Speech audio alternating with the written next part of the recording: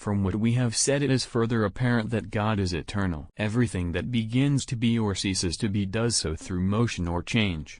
Since, however, we have shown that God is absolutely immutable, he is eternal, lacking all beginning or end. Again, those beings alone are measured by time that are moved.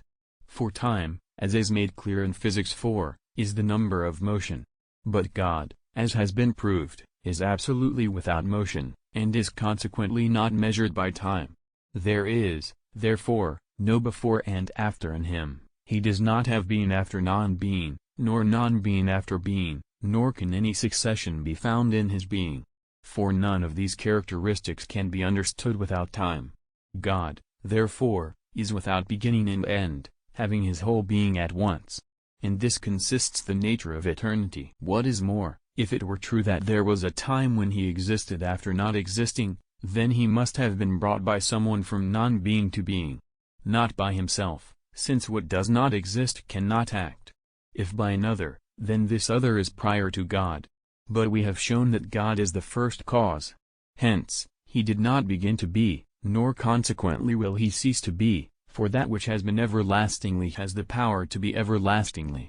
God is, therefore, eternal. We find in the world, furthermore, certain beings, those namely that are subject to generation and corruption, which can be and not be. But what can be has a cause because, since it is equally related to two contraries, namely, being and non-being, it must be owing to some cause that being accrues to it. Now, as we have proved by the reasoning of Aristotle, one cannot proceed to infinity among causes. We must therefore posit something that is a necessary being. Every necessary being, however, either has the cause of its necessity in an outside source or, if it does not, it is necessary through itself.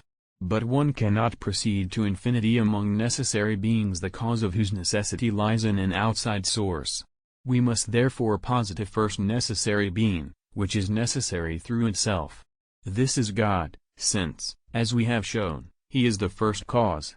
God, therefore, is eternal, since whatever is necessary through itself is eternal. From the everlastingness of time, likewise, Aristotle shows the everlastingness of motion, from which he further shows the everlastingness of the moving substance.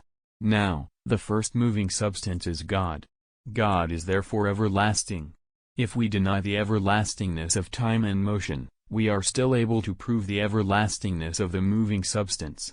For, if motion had a beginning, it must have done so through some moving cause. If this moving cause began, it did so through the action of some cause. Hence, either one will proceed to infinity, or he will arrive at a moving cause that had no beginning. To this truth divine authority offers witness. The psalmist says, "But you, Lord, endure forever," and he goes on to say, "But you art always the self-same, and your years shall not fail."